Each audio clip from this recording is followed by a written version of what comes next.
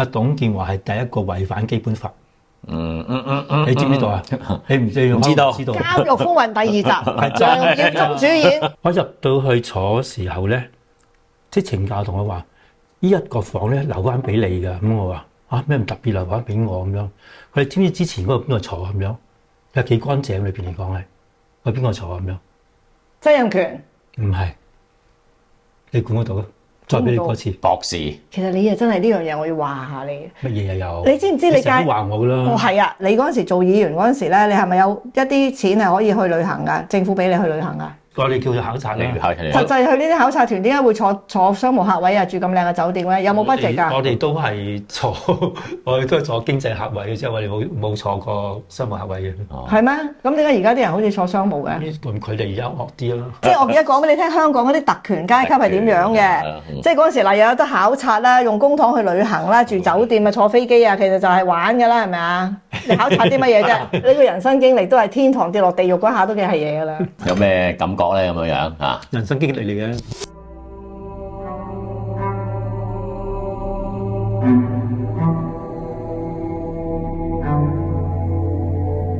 翁靜晶，危險人物2.0，多謝大家嚟到危險人物2.0。咁我身邊有個特別嘉賓梁耀忠先生，唔敢叫你做梁耀忠議員啦啊！咁啊，同埋咧我嘅徒弟楊雲峰律師。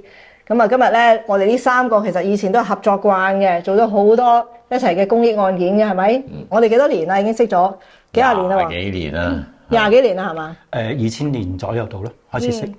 你仲記唔記得我揾你第一個？好少啦，你揾我就係咪好少啊？我揾你，你記唔記得你？我記得。你講啊，不如你講啦。咁嗰陣時我做危險人物嗰個節目咧，就喺商台噶嘛。係。咁我有啲關於等佢英女王發落，後來就變董建華發落啦。咁佢就專家啦，因為佢一路幫嘅嗰班後生仔。咁我就問記者攞咗你個電話嘅。你同我做訪問先。我想同你做訪問，你做咗。咁跟住咧，然後咧就佢俾個電話我就係咁打電話就留言啦。咁啊喂可唔可以打翻俾我啊？我係翁靜晶啊，唔該你啊梁生咁樣，打咗好多次都唔覆。咁有一次咧係差唔多下晝1點鐘打俾佢，佢話我瞓緊覺啊，你晏啲打嚟啦咁。點解瞓到？咁我心入邊就諗點解呢個議員咁嘅咧？1點鐘晏晝仲瞓緊覺嘅咧？咁後來咧就知道原來我攞咗梁榮忠嘅電話。哦，咁啊唔出奇嘅，原來嗰係演員，係個演員梁榮忠。解釋晒。咁我就見到佢話：哇！呢個人啊，點解你瞓到1點啊？佢話冇啊咁樣。你記唔記得啊？你電話一打嚟話，喂梁議員咩？你咁搞錯啊！你咁大牌啊！你即係又幹3竿，又上3竿，你都仲未起身嘅咁。乜嘢咩事啊？你我朝頭早7點幾鐘就翻學㗎啦，要教嗰時仲要教緊書嘅。點解咁樣講我？有冇搞錯啊？係咯，咁後來就知道原來我一路係打錯電話，後來不過都揾到佢啦。其實咧，梁耀忠呢個名咧都好大鑊㗎。你仲記唔記得咧？你同我講啊，有幾個人咧，因為同你個名一樣，搞到出唔到境啊嘛，係嘛？有個差人啦，佢過境嗰時咧就話同我個同事講，因為我同事要報警嗰時，嗰個沙專同佢講話：你老細真係麻鬼煩咁樣。佢話點麻煩你話？我過唔到境咯。因為你個名嗰陣時係因為喺管制㗎嘛，被係嘛？係啊，即係麻煩咯，係咯。會耐啲啦，係嘛？翻大陸嗰時就係麻煩好多啦。即係總之翻大陸，你叫梁耀忠嗰陣時，你都係唔使諗住過㗎啦。唔係話耐啲啫。佢冇回鄉證㗎嘛嗰陣時。喂，驗下個樣，明明兩個一個黑色頭髮嘅，咁你就問好耐咯。問好耐咯。有啲朋友直情講啦，就話過境嗰時咧問咗成半個鐘頭咯。咁啊，講翻我哋以前啲嘢咧，我哋一齊做過好多案件嘅喎，你仲記得邊單啊？最早就係等候英女王發落。最早。嗰時我同埋你一齊咧，就經常走去探嗰班青少年犯咯。咁咧就嗰班青少年犯就叫咗你做大家姐噶啦。又叫我做姐姐，叫你做阿契爺。你仲問人哋點解叫我做姐姐，叫我做契爺？咁因為你老咯，就係咁咯。嗰時我記得後來阿張有恒放監之後都係你幫手嚟我哋度做啲嘢咁樣啊嘛，幫你手做嘢。係做咗陣嘅阿恒仔係阿恒仔幫咗你咧，就將嗰啲阿師傅嗰啲片咧就轉咗做本來係錄影帶噶嘛，轉晒做碟咯。係啊，有冇同佢聯絡啊？有。恒仔其實你嗰陣時都話佢個身世好慘啊，我都未有機會聽。大家唔知唔知道我哋所講嘅恒仔就係寶馬山相思案其中一個青少年犯。當時咧寶馬山雙屍案咧，我諗你都可能大家知道嘅，係5個嘅所謂罪犯啊嘛。咁3個咧就係超過咗係15歲嘅，咁2個咧就係15歲以下嘅。咁恒仔咧就2個15歲以下嘅，其中就最大嗰個。佢係16歲嘅，大概尹三龍就15歲幾嘅，其他嗰3個成年人嚟嘅。係啦，冇錯。咁咧就嗰3個人咧就係例判呢個終身監禁啦。咁但係佢2個咧就判咗係等候英皇發落嘅。咁但係咧就恒仔就個身世都同我傾過啦。咁我當然信佢講真啦嚇，即係佢冇理由講假俾我聽啦。其實身世都幾叫可悲嘅。點解咧？就係佢3歲嗰陣時候咧，佢親生媽媽咧就離開咗佢，走咗。咁咧就佢爸爸就覺得就即係照顧唔到佢啦。咁咧就將佢俾個阿嫲湊，咁阿爸湊佢嘅。咁阿嫲湊下之後咧，就湊唔到啦，就擺咗去保良局孤兒院嗰度。咁所以佢哋咧就係成個小學咧都喺呢個保良局度嘅。咁但係咧爸爸咧就娶咗第2個太太，而家呢個太太咧只都有細路仔嘅。咁咧就當恒仔咧小學畢業之後咧，咁爸爸諗住咧多個人翻嚟嘅話咧，希望申請間大啲嘅公屋咁樣，咁叫佢翻嚟咯。叫佢翻嚟之後咧，點知呢一個嘅叫後母啊嘛，後母咧就話佢咧就係啲陀衰家嘅，就揾唔到錢翻嚟俾我咁樣，成日就打鬧佢嘅。咁細個都要揾錢啊！讀完小學啫嘛，就讀緊中一啦，可以叫讀緊中一啦。但係恒仔好乖嘅，佢放咗佢翻去咧，唔單止做家務，仲要照顧佢即係呢個後母嘅細路仔妹添，咁就好乖變咗嚟講。咁但係咧佢咧就成日俾後母成日打鬧，仲話要趕佢走。咁起初咧佢爸爸咧都即係幫佢講句好説話，拉翻嚟嘅，就話唔好理佢啦，就咁翻嚟啦咁樣。但係久而久之咧，太多咁嘅情況底下裏邊咧，佢頂唔到啦。有一次佢真係趕佢走，咪走就走咯，咪走咗去咯。嗰陣時係中一啫喎，唔係好大個啫喎。咁走咗邊度咧？佢點生活咧？喺街咪乞食咯，咪啦。但係當時咧，咪頭先就係咁樣啦。大家未必知啊，而家呢啲年輕人未必知。喺尖沙咀咧就天星碼頭係啦，天星碼頭咧就係好多的士牌喺度噶嘛。咁當時咧就好興咧，就係有人去開的士門，就問啲客人咧攞錢嘅嘛。咁佢走去做呢樣嘢咯，即係開的士門賺下錢咁樣樣咯。咁一係講個年代啲人係好興咁樣樣。咁就做一段時間之後咧，突然間有一日。即係其實嗰時都識一啲黑社會嘅啦，點樣嚟講係有一日咧，有個黑社會嘅大佬走去同佢講就話：喂，一齊去玩咁樣。咁咧就同咗佢咧去食去玩。佢話俾我聽咧，就係一生人當中嗰3日咧就最開心，因為有食有玩，乜嘢都唔使做，幾好啊！都唔使擔心即係任何嘢喎。咁咧就跟住咧就3日之後咧，第4日就慘啦。就拳打腳踢，叫佢去偷嘢咁樣，咁你做唔做啊？你咪冇辦法啦，都要做咯。咁做之後咧，一段時間啦，咁有一日咧，就呢個大佬帶埋2個大佬嚟到就話：喂，我哋去偷材料咁樣，即係建築材料啊。偷嗰啲電線嗰啲建築材料係。偷材料咁樣，咁佢話：咁要去啦，大佬叫到去咪去咯，咁啊一叫埋尹三龍咧3個人去咯，唔係5個人去咯。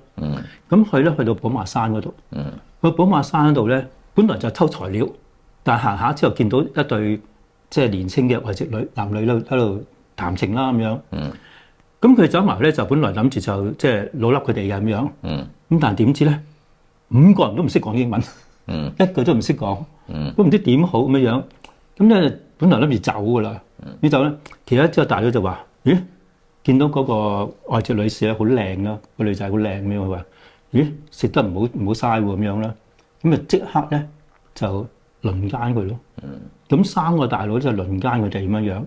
咁輪奸咗之後咧，咁咧就咁輪住走啦。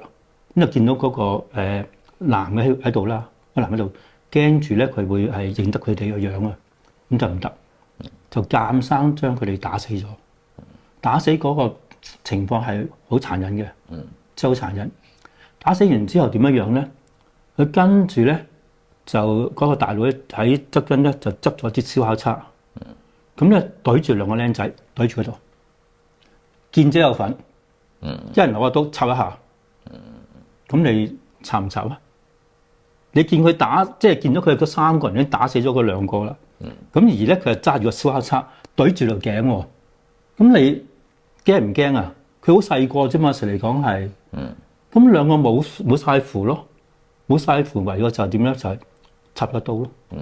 咁啊，行者同我講話，佢話我真係冇強姦過嗰個女仔，但係不過咧係摸過，即坦白有摸過，就冇做過其他嘢啦咁樣。咁但係冇符啊。咁後來捉咗之後，佢哋判監咯。判監嘅時候咧，本來話揾污點證人嘅，咁佢哋揾住做污點證人咯。點知咧法庭最後佢話我只愛一個啫，我要揾3龍嘅最細啊嘛，揾一個啫。咁啊話邊個啊？咁法庭話揾最細嗰個啦咁樣。咁即係佢又冇份，佢又冇份。咁咧就變咗佢啫，就變咗個刑咧。即係之後最後啲刑就重啲啦。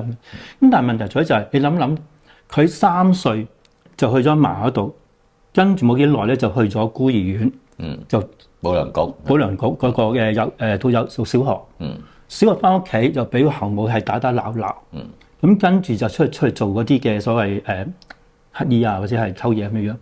咁跟住就最開心嗰3日之後咧，就坐監，坐到我哋爭取佢出嚟為止。差唔多27定29年，好長。佢30幾年啦，判出嚟嘅時候嚟講，即係好長嘅變咗嚟講。但係佢個生命裏邊嚟講話咧，直至出咗嚟之後。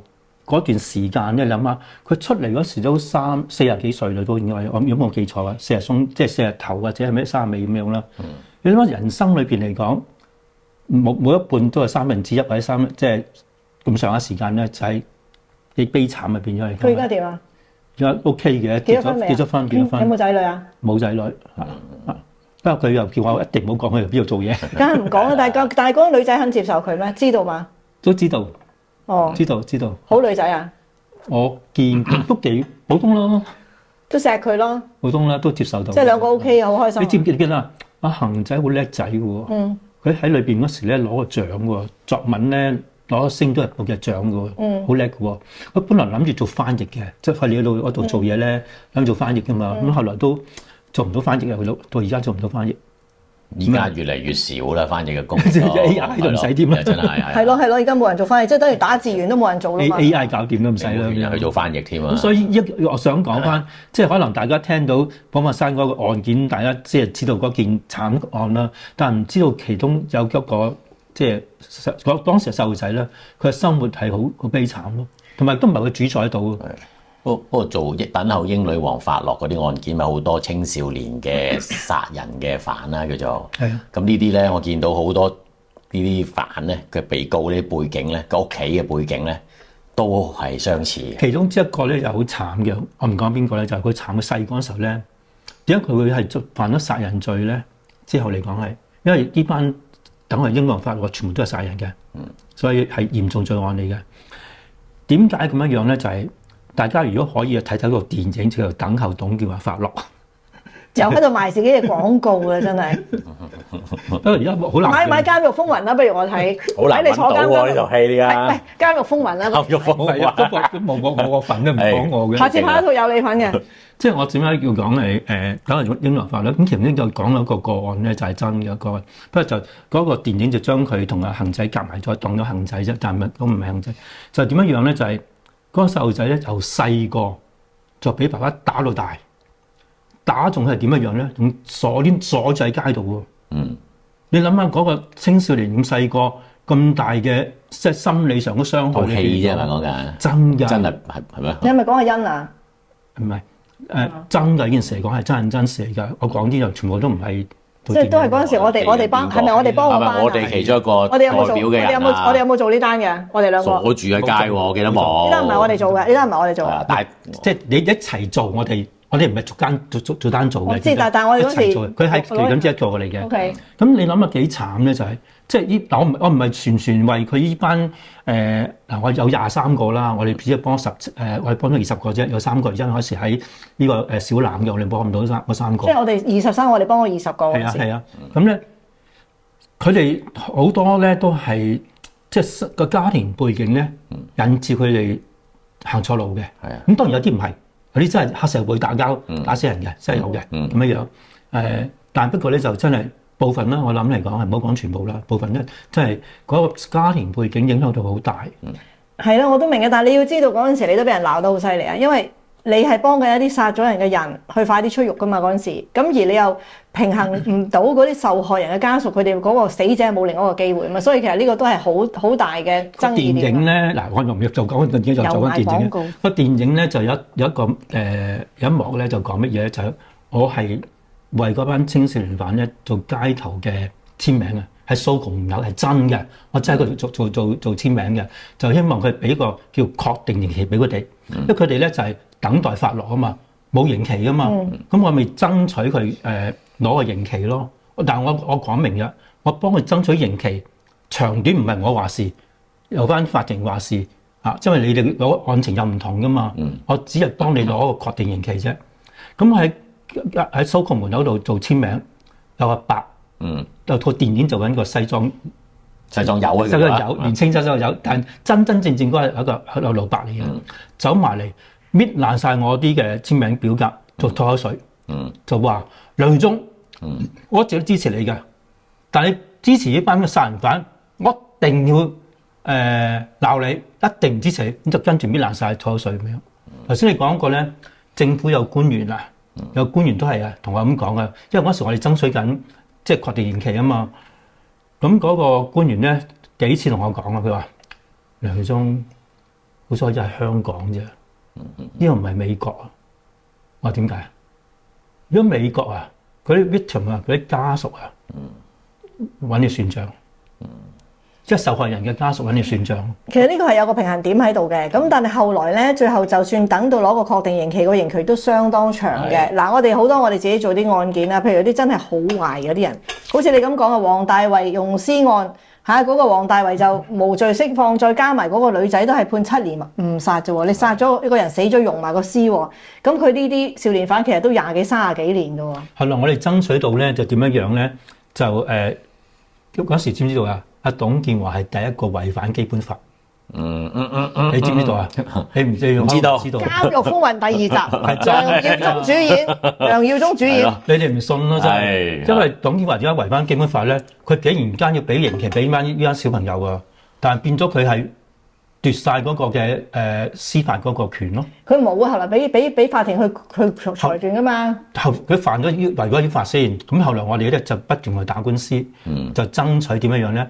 爭取佢哋嘅刑期咧係由翻一個嘅法庭就俾刑期，唔係我哋打嘅咯，個官司就係。喂，大佬，我哋做喎，聽講。我冇話邊個做啊，我係啦，好啦，大佬，退出嚟嘅大佬，好嘢。我冇邀功我話。喂，歐陽炳強講嚟聽下，我有啲咩嘢我唔知嘅，你快啲講，你同佢兩個有啲咩搞啲咩嘢出嚟，係我背咗嘅。歐陽炳強，你點樣去詹培忠嗰度揼咗詹培忠2萬銀係咪啊？歐陽炳強咧，因為你咧就介紹我識咗佢啦，叫我你又就將個波就轉咗俾我，叫我幫佢啊嘛。咁我唔記得就跟佢個案咯。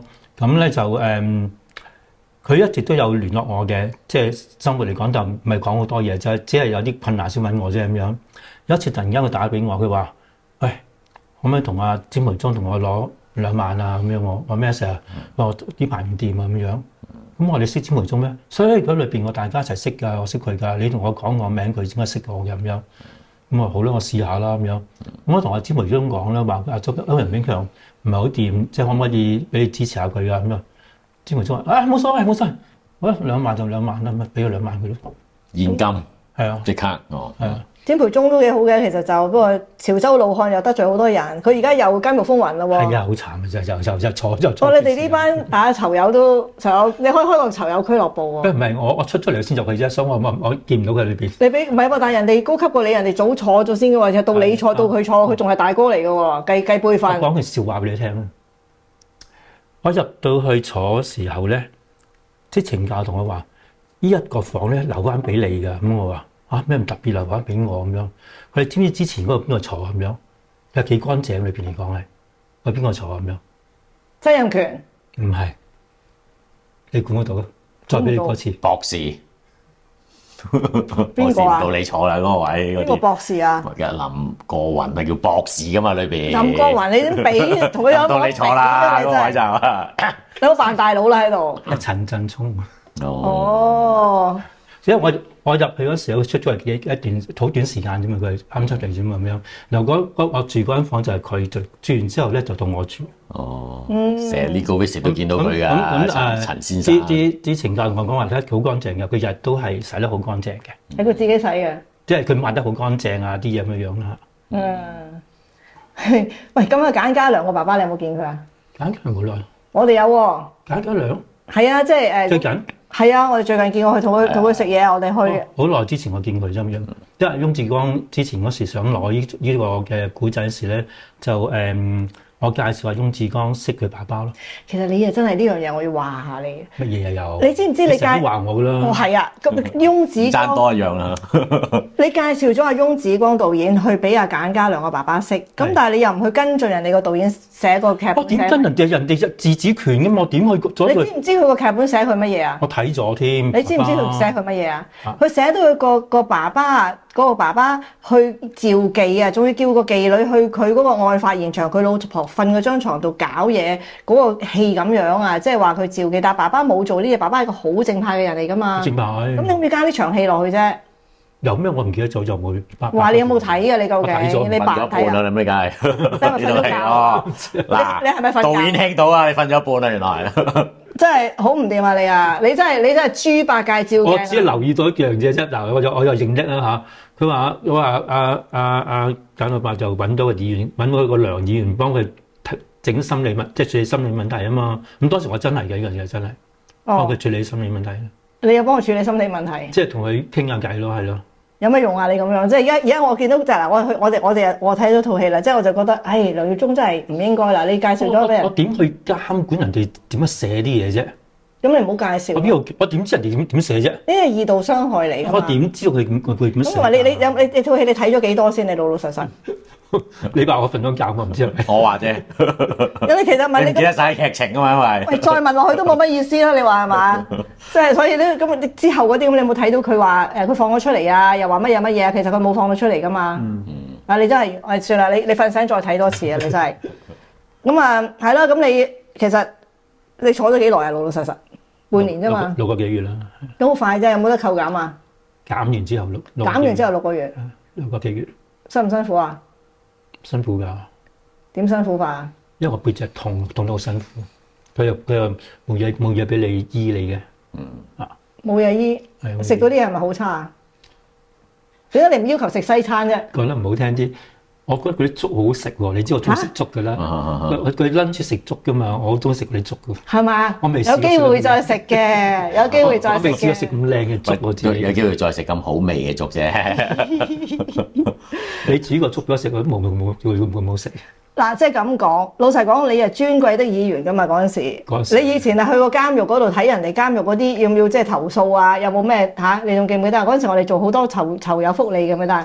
你記唔記得第一單嘢係邊嘢啊？葉繼歡係咪嘢乜嘢啊？攞嗰個暖水杯。冇錯，點做啊？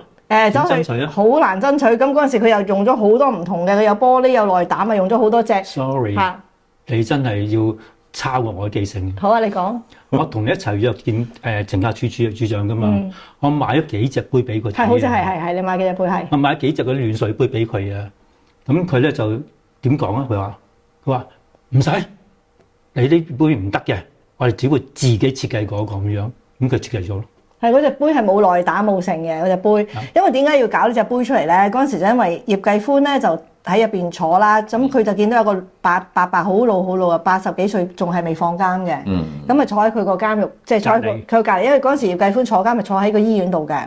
因為佢個病好犀利下嘅，咁佢就見到對面伯伯咧就嗌好口渴，咁啊夜晚好口渴，咁嗰時好凍嘅，咁結果咧就想話飲杯暖水，咳得好犀利，咁結果就一路冇人得閒睬佢啦，佢嗌晒救命都冇人睬，結果佢就飲咗啖凍水之後咧就咳到咧死咗，3日，葉繼歡咧就3日咧去同佢即係，因為我哋係冇暖水嘅，我哋真係咩時候咧？食飯時有杯水暖水俾你咯。咁但係食飯好早噶嘛，夜晚我哋4點9開始食飯噶啦。你諗下，嗰杯水擺到夜晚咪一定凍晒啦，幾熱都凍晒啦，係咪先？但係且佢唔會俾好熱你嘅，即係暖暖地咁解啫嘛。咁夜晚凍，啲天時冷都係咁樣樣嘅。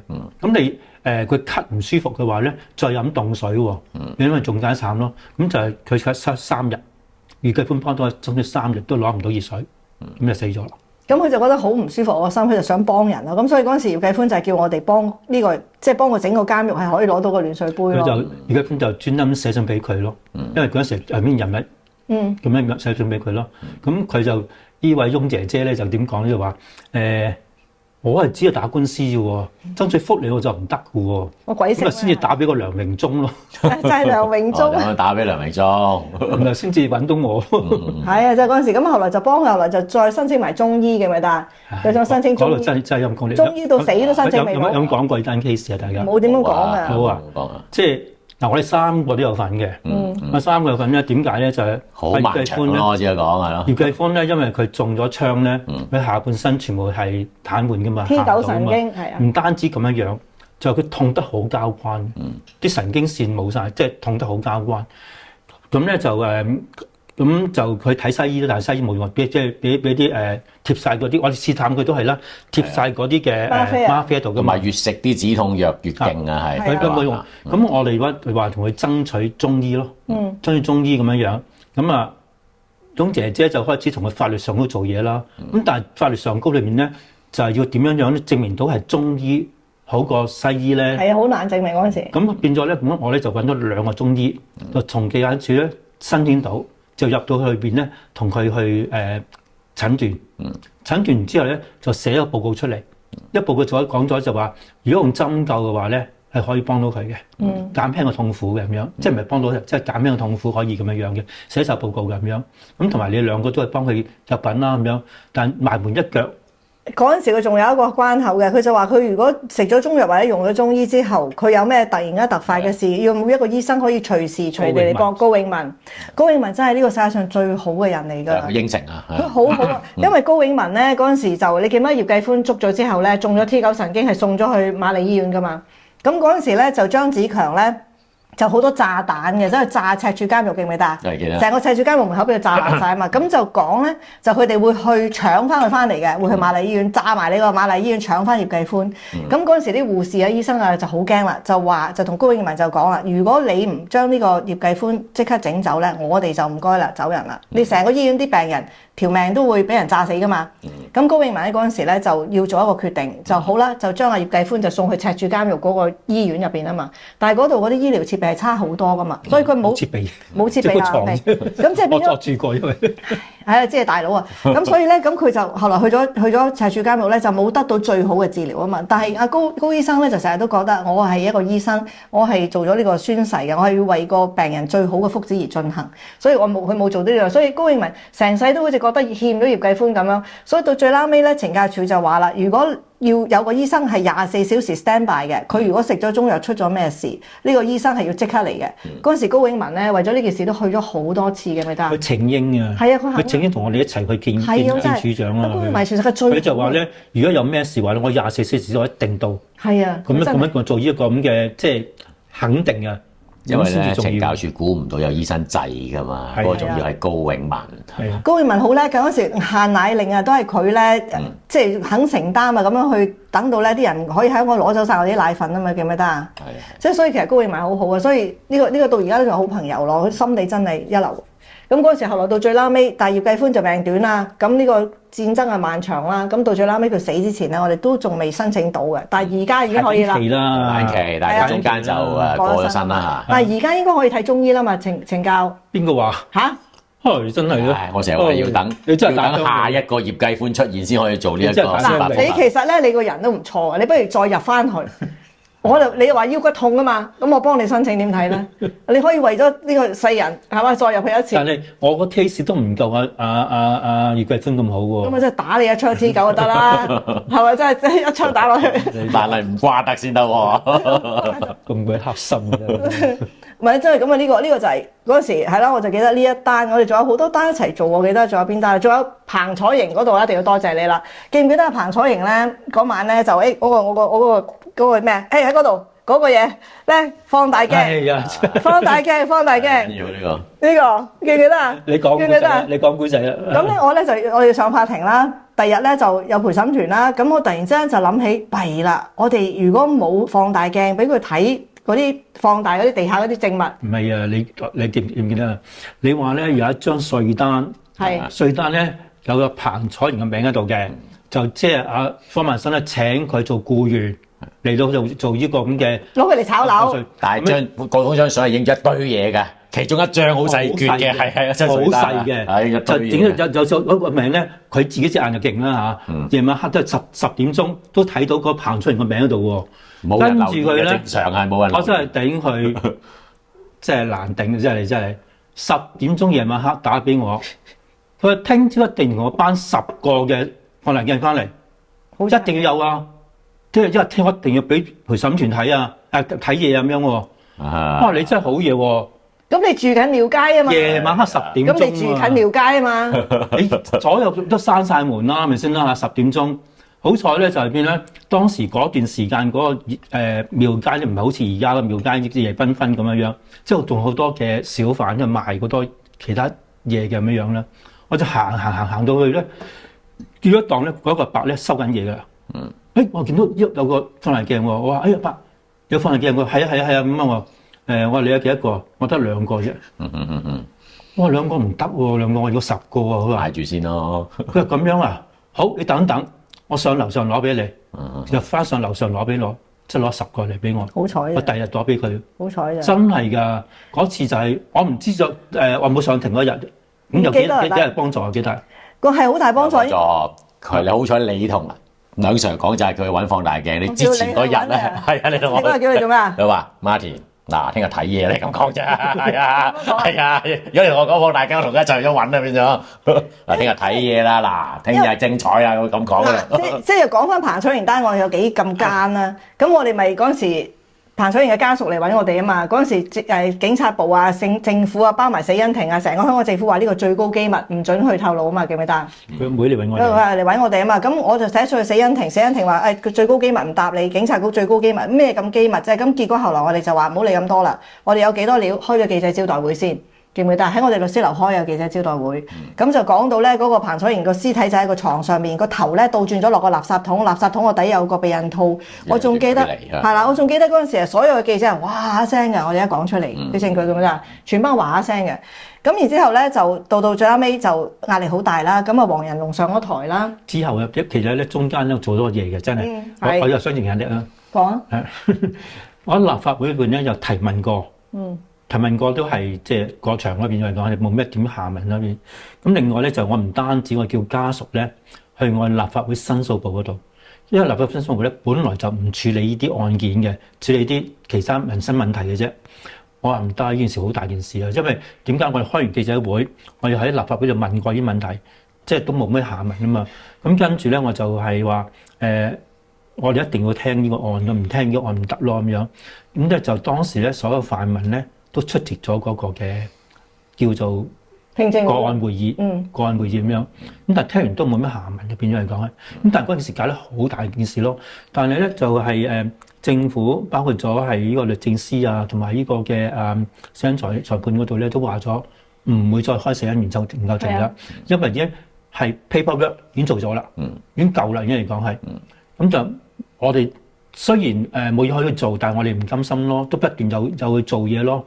咁咧做咗一嘢之後咧，突然間咧就係轉介咧就阿黃仁龍咧就上嚟，上嚟咧就即係佢第2日就即係公開講呢個案件，死因研究庭重新要去審判。新聞界即係講係包青天啊，因為真係好難得，我即係新聞界仍然記得呢件案件啊嘛，大家知道呢件事未解決噶嘛。嗰陣時咧，所有嘢都係假嘅。嗰陣時因為有好大嘅傳媒即係叫公審力啊。嗰陣時傳媒嘅監察力好大嘅。嗰陣時全香港報紙登晒出嚟，而且嗰啲記者都係唔抵得嘅，都係寫咗啲評語落去話咁都可以唔去查嘅。咁係因為嗰個群眾壓力，啲群眾嗰陣時有互聯網啦，咁就變咗呢個係開庭。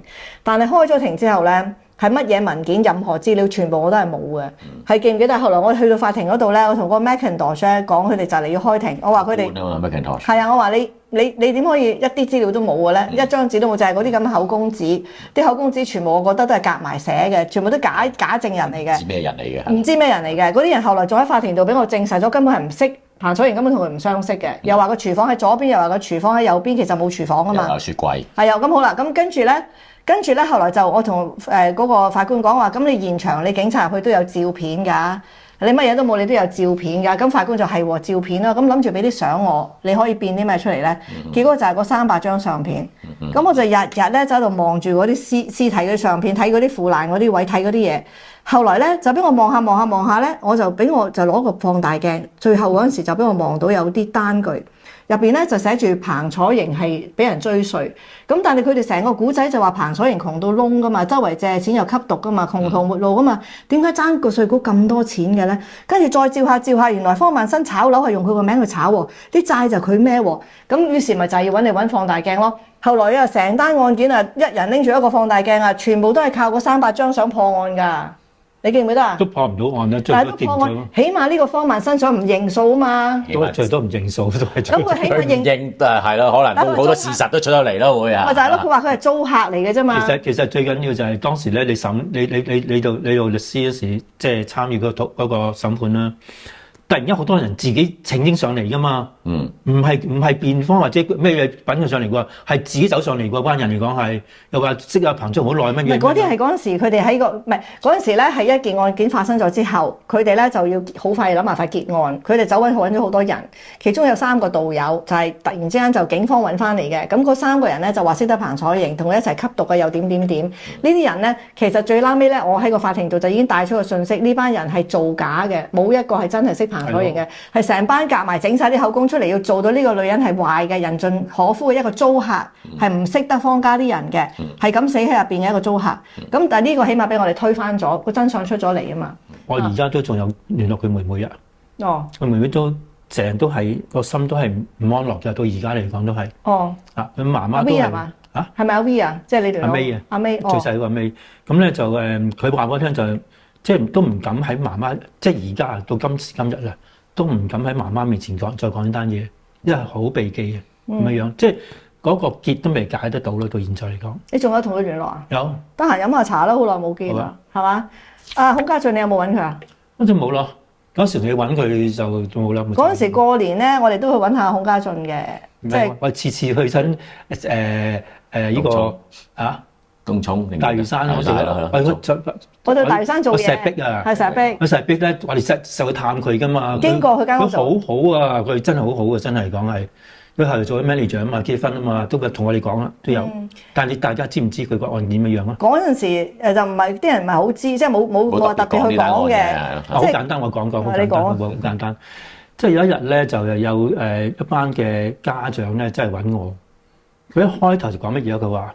就係我哋係2個嘅親戚嚟嘅咁多，咁咧就話咧，我哋好想救翻一個細路仔咁樣。我話咩事啊咁樣？佢話咧，因為咧呢個兩表兄弟嚟嘅，表哥咧就喺度，表弟就死咗。表哥殺咗個表弟啦，但係咧，佢話咧呢兩表兄弟咧係好好嘅，一齊沖涼添啊，好到嚟講係。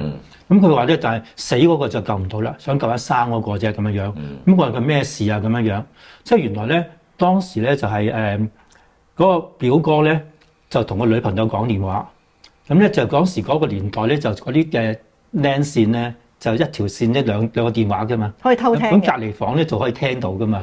咁咧就原來咧個表哥就同嗰個女仔講電話咧，表弟咧就喺隔離房咧就拎起電話聽到。咁個表哥就好嬲。好嬲就走隔離咧，就點樣樣咧？就鬧個表弟啦，鬧咗就一手推過一個表弟撞到牆咧，佢流到血嘅，有血嘅，咁就可能暈咗啦，瞓咗喺度咁樣啦。咁個表哥咧就以為佢死咗，以為佢死咗喎。咁點樣咧？就用啲垃圾袋咧袋起晒佢咧就。然後咧就抌咗去隔離嗰啲，仲有好長嘅中間條路，仲有好長。呢個我記得。我簡單啲唔好講。講埋中間嗰條接段俾你聽。第一，表哥係一個有自閉症嘅人嚟嘅。嗰陣時佢嗰個認知係比較直接啲嘅。咁佢擁佢嗰下咧，佢係白一聲直搭，唔知點解直接搭咗落地嘅。佢咪撞落牆嘅。佢係企板咗腰咁撞落去嘅。佢以為佢死咗嘅。咁佢就擺咗佢就拖佢未擺落個袋度住嘅。佢將佢咧就拖上去天棚，但係嗰條樓梯咧係石樓梯，係有晒角嘅，同埋大小級唔同嘅。佢就咁樣拉住佢咚咁樣上去咯，冚咗好多次上咗去。你細節你梗係知啦，因為你打官司嘛，我唔係打官司啊嘛。係 OK。佢只佢兩個兩家人同我講成係咁講咁簡單啫嘛咁樣。咁啊抌咗隔離嗰度咯，咁隔離嗰度咧就唔出聲，咁就揾咯。兩家人都去揾咗3日揾唔到，咁後來先報警。即係佢最拉尾就係擺咗個屍體上，即係個細佬哥上天棚，就唔知死定未死啦。咁但係到夜晚到好後期嘅時候，真係死咗啦。咁佢就將佢抌咗過去隔離，就跌咗喺嗰個泰國餐廳嗰個屋頂嗰度。咁但係長話短説就係嗰陣時佢係唔肯講嘢啊嘛，又即係冇辦法同啲律師溝通。咁我哋佢有自閉症啊嘛。咁呢個 case 就係我用咗好耐嘅時間，差唔多300個鐘頭去同佢傾偈咯，咁後來就佢講嘢咯，佢講嘢上到庭嘅時候好老實，好乖，咁嗰陣時都差唔多當庭釋放，我記得最後坐咗3個月，坐咗3個月係嘛？好快，即係因為你即係呢個讚你嘅，你話你第一揾大狀揾得好啦，個大狀肯同埋你哋一齊咧入到現場嗰度睇個環境。我哋炒咗之前嗰個唔好噶嘛，呢個好難得喎，嗰大狀好肯喎。John Hayes 啊嘛，John Hayes McCoy 咪叫做 John Hayes，佢好中意細佬哥，好好啊，佢係好好，即係幾難得咧。即係走到去現場嗰度睇晒實際嘅環境裏邊。帶埋陪審團去睇現場。咁你之前嚟㗎嘛？之前都係。咁你諗一諗咧，如果佢唔掌握啲嘢，佢點樣去打嗰個官司咧？好多人就咁就睇文件就算啦，但係佢唔係喎，親自走去到現場嗰度睇喎。呢個係你揾翻嚟㗎嘛？呢個嚟講係，呢個好難得呢嚟講係。咁後來就好嘢啦，差佬就告佢咩？告佢謀殺㗎嘛。咁後來打咗誤殺出嚟咯。係啊，打咗誤殺，即係呢單嘢都好感動啊！我同呢個細佬哥有咗個好深厚嘅感情噶嘛，到最拉尾嘅時候，好似當咗佢仔咁樣，即係所以就呢啲好感人嘅。佢嗰個死者嘅媽媽係盡咗力去救呢個兇手，佢都可以咁樣講，因為佢知道佢唔係有心嘅。但係兩家人都睇得開啊，都明白，即係你冇咗個仔嗰個家人咪好痛苦嘅，係咪？但係佢覺得就係。即係無心㗎嘛，即係我哋講係，同埋即係佢兩個本來就好好啦，點知有心去殺死佢啫？冇可能呢件事嚟講，呢啲係意外嚟㗎嘛，純粹係。嗰陣時最重要點解會告佢謀殺，就係因為佢冇辦法自己講到佢嗰個情況啊，所以就諗住話你好惡毒喎，你將人抌咗去隔離間屋嗰度，仲要一齊去跟大隊去揾，係嘛？你好似係佢跟埋大隊揾咗成晚，仲要好似冇嘢咁樣扮到。係話你冷血殺手嘛嗰陣時，所以呢個都即係好，我哋都其實一齊做咗好多單案件啊。我哋嗰時就成日都去探下啲囚友嘅，咁啊後來你又變咗囚友啦。你仲記唔記得你啲咩 number 啊？53847係我呢個係葉繼歡嘅。哦，葉繼歡係53847，你咩 number 啊？唔記得。即係你下次入去係咪都係用翻一個 number，一樣個 number 嘅，跟身份證咁樣嘅。係啊。哦，你咁有冇探開我哋邊啲朋友啊？即係阿發仔啦。何偉發仔啦，仲有何玉媛啦。何玉媛嘅花名就花柳泉啦。係好勁嘅真係。呢個即係出名嘅呢個。我寫咗個故仔出嚟。係咩？係啊，啲人即係當咗係樹大招風嘅2.0啊。哦，佢其實咧就個人唔錯嘅，我幾喜歡佢。我最中意佢成日講一個字就叫道亦有道。道亦有道。好夠義氣啊！佢話如果我入親我一定我有咩事我一定幫我嘅佢。咁你入去佢有冇幫你啊？都唔同嘅，佢成日逼我赤柱，佢成日逼。我記得嗰陣時咧，我哋去探阿何玉媛嘅時候咧，就佢係落晒啲手療腳療啊嘛，記唔記得啊？長期咁樣落手療腳療啊嘛。而家都係啊！一探親佢咧，全部清場，好慘嘅，其他人好慘啊，就係清晒所有場，得我哋同佢兩個見。個原因就係因為咧，我唔係議員喎。我只普通一個朋友去探佢啫，而家嚟講。即係你而家梗係啦，而家即係何玉媛點解會係咁樣咧？啲觀眾唔知咧，就係佢有個講法就話佢喺中國大陸嗰度，佢係大陸嚟香港犯案嘅。係。咁咧就好似打劫係咪嗰陣時？係開槍咁跟住咧就話咧佢喺大陸嗰度咧犯咗更嚴重嘅案，就話佢喺嗰度就殺死警察、打死公安。咁於是咧佢如果喺香港服刑完畢之後翻去咧就會槍斃嘅。咁所以就喺香港咧就話佢不斷係會殺人咯，打人啦。咁佢就話佢犯事現場喺香港喺度坐度，即係想唔坐唔啲人話叫即係懲教就話叫唔係懲教，總之有啲人話佢叫香港拉登咯。即係監獄拉登啊，叫做佢個綽號。咁佢咧就最後一單咧就係攞個牙刷唔知點樣就刨尖咗，就篤咗落去一個人嗰條頸度，就要殺佢嘅懲教主任。相對嚴重嘅係呢單啊！佢唔係督懲教主任，懲教主任佢好似係督一個囚犯嘅，有一個囚犯督埋。另外兩樣嘢，第二個即係嗰個督咗好多個啦，意思即係督咗好多個。咁所以我哋去探佢咧，就全部係落晒手扣腳扣嘛。但係後來我哋就話唔可以咁樣嘛，咁但係我哋同佢申請。咁我去睇佢嘅時候咧，就一定唔落嘅。我同佢單獨見面一定唔落嘅，咁我都講，如果你係想更加延長嘅，你殺我嘅，我願意承擔後果。你殺我，我都願意你殺我咯。即係佢見我哋嗰陣時係唔落嘅，唔得。後尾冇落，跟住咧我哋要求唔落，然之後嗰個職員懲教處職員去咗開後台啊，開咗好耐會嘅。係好驚嘅佢哋。我哋坐喺度唔知做乜，等咗成半個鐘㗎，跟住先出翻嚟。你哋真係肯定咁啊？仲要問我哋？肯定，因為佢好慘，你知唔知啊？咁第一就係長期單獨監禁，第二就係長期咁樣 lock 住晒啲手腳，好重嗰啲鐵鏈。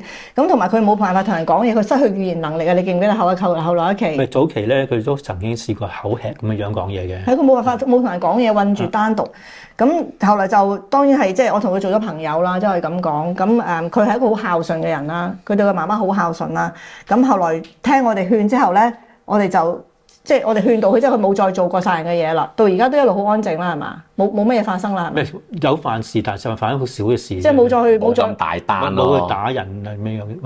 有一單嘅佢，有一單都落樓梯，跟住嗰單就打官司嘅啦。嗰啲都唔係好大件事咯，相對小事啦。啱啱打完官司佢。所以如果關懷佢對佢好嘅，佢係會有改變咯。即係佢都唔係話。即係一個好壞嘅人咯，即係我咁樣講啦嚇，即係點樣都好啦。咁仲有邊個嚟探啊？探余偉發，發仔咯。發仔點啊？發仔都幾精神啊，而家都唔錯嘅。不過佢就好不幸咧，就係佢諗住咧舊年咧叫打品啦，希望就俾個期俾佢啦。咁但係都唔得，要希望就而家再出下年咯。余偉發媽媽都過埋身啦，想等個仔出嚟，冤獄嚟㗎嘛呢單。好慘嗱，其他嘢唔好講，我哋最清楚佢一個其中之一個理由咧，就話4點鐘喺銅鑼灣百德新街發生嗰個案件嘅，但係半個鐘頭之後咧，竟然間佢喺呢個大角咀一層6層樓高嘅唐樓裏邊咧打電話出街。咁你諗一諗，有冇咁快時間？唔可能啊！點樣喺呢個嘅銅鑼灣喎，仲係百德新街喎，係4點鐘嗰時間幾旺嗰時講係，你點樣能夠可以翻到去一個大角咀？一個6層樓嘅高行樓梯嘅唐樓度咧，仲會打電話嘅喎，點可以咧？所以嗰陣時點解佢會入罪就係因為嗰陣時同佢打嗰個大律師係一個好懶嘅大律師，去打官司嗰日先見佢，完全冇幫我盡責打。嗰個就係幫阿孔家俊原先揾嗰個大律師嚟嘅，我哋換咗佢，換咗莊希思，記唔記得啊？呢樣嘢咧，阿發仔度咧，最緊要就點樣樣咧？即係你個朋友咧就同佢揾咗出嚟啦，有2餅帶。就係一餅帶係完全唔認罪嘅，啲差佬同佢講唔認罪，15分鐘之後嗰餅帶認晒罪。點解啊？總之佢呢單嘢就點解？你話點解啊？同埋而家佢仲有個目擊證人，就係佢阿媽睇住啲差人打到佢咩咁樣噶嘛。就係喺度打到飛起咯。佢話我唔認點得啫？咪認咯，認咗罪就慘啦，好難打嘅公司嚟講。你認咗罪啊嘛。你熟噶啦，你就係而家就好難打噶。總之就係好慘啦！佢單案件去到上訴嘅時候咧，佢揾咗莊希思，但係已經太遲啦，因為佢原審嗰個律師係完全冇盡責啊嘛，所以真係呢啲都真係超慘啊！咁啊，講翻一啲開心嘅嚟聽下啦。喂，我想知道咧，你嗰陣時做議員嗰陣時咧，你係咪有一啲錢係可以去旅行㗎？政府俾你去旅行㗎？我哋唔係俾我哋去旅行，即係我哋成個即係我哋一個小組就提議俾一個大會通過咗，咁我哋去旅行。啲旅行咧可以 camp 翻公即係一定要群體一齊去，一 group 人去嘅，即係類似考察團咁樣嘅。我哋叫做考察啦。我哋唔係個人嘅，咁就一定個人就唔得嘅係嘛？咁但係實際去呢啲考察團點解會坐商務客位啊？住咁靚嘅酒店咧，有冇 budget 㗎？我哋都係坐經濟客位嘅，即係我哋冇坐過商務客位嘅。係咩？咁點解而家啲人好似坐商務嘅？咁佢哋而家惡啲咯。咁同埋嗰陣時，我記得你話俾我聽咩尊貴客，譬如你哋議員去到飛機場係咪有特別嘅地方候機㗎？哦，會帶我去候機室嘅，喺貴賓室嗰度咯。即係有個貴賓候機室嘅，即係好似有政要人物咁樣俾個貴賓候機室，同埋呢啲行李全部唔使自己攞嘅喎。拎去咁都可以咁講嘅，即係你過咗關之後咁未過關，即係你有啲人同你拎去嗰個貴賓室咯。哦，即係你總之去到機場，你話俾人聽，我係尊貴嘅議員，我嚟啦，咁就以官員嘅規格對。之前要安排咗先嘅，好似考察團咁樣安排咗先。係啊，佢自己個人出埠都有可以安排。你自己個人都係咁啊？個人。我記得有個人唔知邊個同你話去旅行一齊話。佢就好似我哋都可以個人都可以講嘅，不過我仲未試過啫，我自己。即係話，如果係議員或者官員咧，你去旅行咧，你通知咗咧，佢哋會揾人去幫你接待晒過關啊、行李啊。帶你去貴賓室咯，然後再邊上機咯。係，全部都係咁樣噶。咁但係呢個唔係法律要求你。唔係啦，但係即係我而家講俾你聽，香港嗰啲特權階級係點樣嘅？即係嗰陣時嗱，又有得考察啦，用公帑去旅行啦，住酒店啊，坐飛機啊，其實就係玩㗎啦，係咪啊？你考察啲乜嘢啫？咁我就唔敢講啦，但係我係真係去開會嘅，去見人嘅。見邊個啊？咁尤其揾個人見下，我見咗個人。咁有啲官員㗎嘛，安排見面㗎嘛。即係嗱，你個樣嗱做既得利益者嗰陣時個面口係咁樣嘅，做監躉個面口又第二個樣啊！你點解未見過監躉個樣？未見過，你點知咪咁啫？喂，你求情嗰下嘢，我已經報紙見到你啊，已經想揼你啦！你都根本橫坐掂坐，你呢個坐監你就走唔甩㗎啦！我係你，我真係都費事求情嘅，真係，仲要求得咁鬼肉酸，你揾我幫你打啊嘛嗰陣時。喂，而家會唔會人情冷暖啊？講嚟聽下啦。都算好啊！你諗下你揾嚟我講嘢已經唔係人情冷暖啦，不過遲啫。咁多我出咗嚟咁耐啦，受咗3年啦，你先揾我啫嘛。喂，我個節目都係做咗1年啫喎，大佬。喂，你想點啊？嚇？之前成日揾佢啊，不過未上嚟做節目啫。你唔錯喎，閒又揾佢啊。阿田都知道你冇得撈啦喎，已經咧真係成日幫你嗰個，你做機構仲你個機構仲喺度噶嘛？喺度。係嘛？咁所以佢又幫啲慈善機構揾你哋嗰啲合作啊，又做下啲袋啊，做慈善嘅真係啊。係嘛？咁都算係咁啦。其實講真都要急流勇退㗎啦。啲賣告白咯，又我哋做緊啲環保袋，同佢做環保袋啊，買啲我哋。你問咗啊？咩環保袋啊？同埋環保袋 project 咁做，即係幫一啲嗰啲婦女咧叫做，咁佢就喺嗰個區咧葵涌啊嘛，咁啊交通咧去遠嘅地方做嘢咧都要 travelling 好貴嘅啲交通費，咁喺嗰度咧佢成立咗一個叫做揾啲舊嘅布咧織翻變一個靚嘅環保袋。咁啊，佢哋可以賺啲錢，我咧做商界啊、商會嗰啲啊，就邀請啲人咧就去買嗰啲嘅環保袋。我諗你熟嘅，有一種叫做百家被啦。我知。咁咧，我哋除咗同人車百家被之外咧，我覺得最近咧就呢個 Martin 咁樣咧，我哋就諗咗一個叫做百家環保袋。幾好啊！環保袋用啲布咧，我哋車出嚟嘅百家，即係嗰啲即係唔愛啲布啦，啲衫啊咁樣我哋剪嚟做咯。咁你其實都可以叫啲人捐啲布喎，OK 唔要嗰啲。我大把，我都好多人捐咗過嚟㗎啦。好多人捐咗過嚟，即係你唔要布。不過我哋商家去買袋，需要有人同佢買袋。買完個環保袋仲可以印埋嗰個商戶嘅 logo 落去嘅，咁咪攞出去即係做慈善幾好咯。幾多錢個啊？200零蚊啦。手工喎，大佬。手工嘅，喂，不過質量幾好嘅，真係，好厚實嘅。200幾蚊一個袋。佢睇啊，佢用過，有一個俾咗佢啊，放埋水。我俾咗錢買嘅，唔係俾我。你唔係攞嚟用係嘛你？唔係啊，我有用㗎，真係，得閒買嘢 OK 㗎，好實㗎。係咩？係啊，攞到好重嘅嘢㗎。好靚㗎，唔錯㗎。好咯，我幫你買咯，咁又係咪啊？你買幾多個先？即係買10個咯，點啫？哇，大客戶啊！我啲收入咁我知。即係咯，咁你唔係你要嘅係咪啲錢？你要我唔俾啊，老實實。唔係嗰啲婦女佢嘅組織啊。係咪嗰啲組織咁咪得，咁咪得。我哋係即係希望幫一啲嘅家庭婦女咧，揾唔到嘢做啊嘛，同埋佢未必咁多時間出去做嘢啊。咁我哋少咗時間出嚟車下嘢咪好咯。咁佢啲車已經喺你嗰度整啊？喺我度，我有車，我要醫車嘅。即係個家庭主婦要嚟你嗰度車到之後就做咗咁樣。係啦，我哋教佢車咯。都幾好啊，係咪？咁阿 Martin 就支持我哋咧，係辦呢一個課程咯。諗一睇嗱，我徒弟幾好都咁支持你，人情冷暖啊！咁而家你喺即係你嗰陣時喺監獄入邊嗰啲即係待遇啊，會唔會點樣啊？即係叫 number 定係叫你個名定係叫咩啊？啲人叫我做阿鐘嘅，咁都算唔錯啦。叫阿鐘，係有都係剩家啲同事啊，即係我學生嚟噶嘛。哦，有啲學生以前佢叫我做阿 Sir， 而家叫做阿 Sir。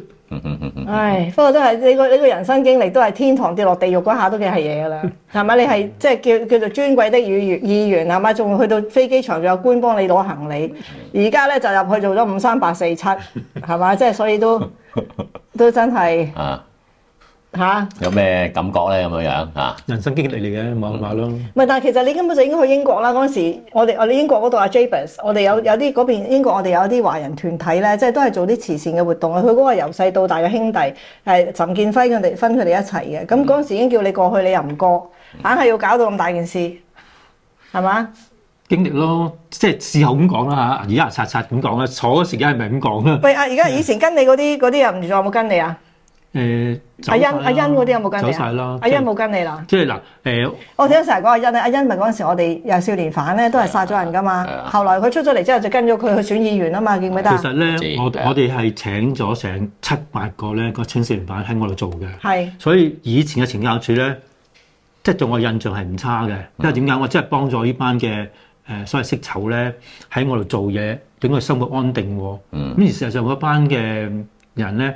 就真係大家成家立室，係啊，好大改變，做翻一個正常生活喎。我真係覺得 OK 喎，呢啲嚟講係。咁唔通係咧？你放咗佢出嚟，你都想去做好事，如果唔係佢咪做壞事，咪更加。因為喺我哋要做咧，就係只要我當選，佢份工就穩定嘅。咁你大家，你知我做咗咁多年議員啦，即係唔經唔覺真係好多年啦。咁咧就即係亦都係幫助佢哋嗰個生活穩定咯。喂，你嗰陣時揾好多錢喎，每個月做議員。使翻噶嘛，即係好在佢又即係喺度啫。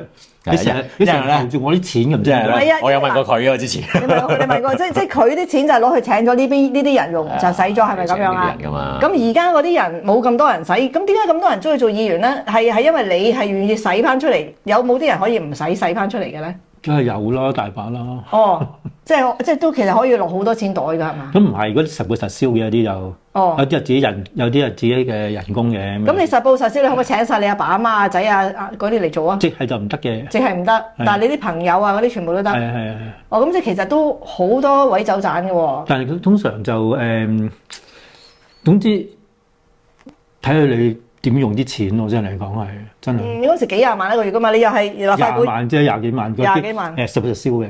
即係咁啊！又係立法會議員，又係呢個區議員啊嘛！嗰陣時你兩樣噶嘛，係嘛？實報實銷，咁唔係實報實銷係幾多錢啊？係俾稅嘅，小姐。你咁係人都要俾稅㗎啦！你唔好話你好唔即係俾一樣嘅稅率應該。你俾我收入成個月嘅人係要俾稅嘅，我成。喂，大佬，你唔好話俾我聽，全香港人都要俾稅。我唔即係包括我哋。乜頭先你講到以為我好多錢喎？唔係，咁你係人都要俾稅㗎啦。多錢就俾多啲稅咯。我賺好多錢，於是我真係唔抵啦，要俾稅。我唔係咁講，冇咁講你話啫。即係我話我都要使咗好多錢㗎啫，我話。喂，大佬，咁你好啦，你20萬咁計啦，有幾多錢真係落到袋？嗰20萬咧唔係嘅，嗰20萬就係實報實銷俾嘅，就唔使俾稅嘅。哦，咁啲係使費，其他嗰啲咧有咁嘅。我哋營運你辦公室啊個使費。當時我嗰個嘅薪酬咧就係議員咧10萬嘅。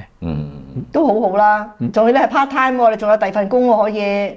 而家啲人其實我老實咁樣講啊，第一90個議員，我覺得就真係好多，30個應該都乜都夠啊。有而家個情況，咁仲有人工啊，真係好多。呢啲係一種榮譽嚟噶嘛，你貼錢去做添啦，係嘛？咁點解要俾咁多人工咁多剩咧？即係當然你話有啲經費有啲剩，嗰啲經費就係逐樣申請，唔係話俾緊你有幾多使幾多，你有需要嘅你嚟申請我先俾。咁我哋咪唔使咁多錢，庫房咪好啲，係咪咁講啊？係啊。即係第一就唔好攞人工。如果你係全職嘅，你可以申請個人工，但係你唔係全職嘅，你唔可以攞人工。唔係最重要，而家嗰個情況同我哋咁唔同咧。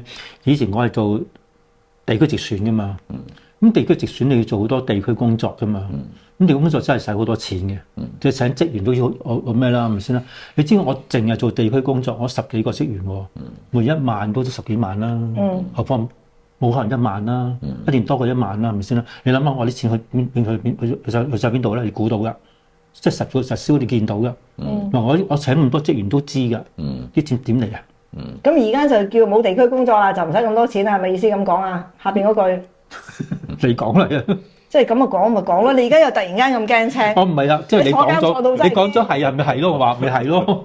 即係你其實咧就我都唔識講啊！你係最戇居係你㗎啦，個人係即係錢又冇，又係乜又監又坐埋。你睇下你而家仲要咁鬼辛苦，算啦你，哎呀都係當係咩人生真精彩係咪？人生更加人生更加人生經驗。我真係衰啊！大家都笑你，嬲唔嬲啊你？我哋喺度咁樣笑你，而家咪開心啲咯，大家喺呢度已經事情已經過咗啦嘛。即係咁講咧，嗰陣時係永遠都用個好嘅角度睇件事嘅。即係你知道我咧，即係好似劉師傅嗰陣時生 cancer 咧，我哋咪成日笑佢生 cancer 噶嘛，對住佢一齊笑噶嘛，大家。即係有陣時啲嘢，無論你係幾咁唔開心，你用一個樂觀嘅態度，我哋唔好去逃避佢，我哋用一個樂觀嘅態度面對佢啊嘛，係咪？即係阿議員監等議員係嘛？即係咁樣。唔好再議員啊！我就犯法㗎你，我即係我唔係。係監等前議員，應該係監等前議員，前議員監等係應該前議員監等咁啊先啱。即係要講得笑你先得啊！你知唔知啊？唔好即係介意先得。你取笑咗好多年㗎啦。都係。你唔係今日啦。係，所以你會更加堅強啦，係咪？唔強都變咗強啦。啱啦，咁就啱啦。好啦，繼續取笑落去。繼續取笑落去，繼續取笑落去。咁啊，好啦，我哋今日就錄住咁多先啦嚇。如果大家中意呢個 channel，記得 comment、like and share 同埋 subscribe 訂閱啦。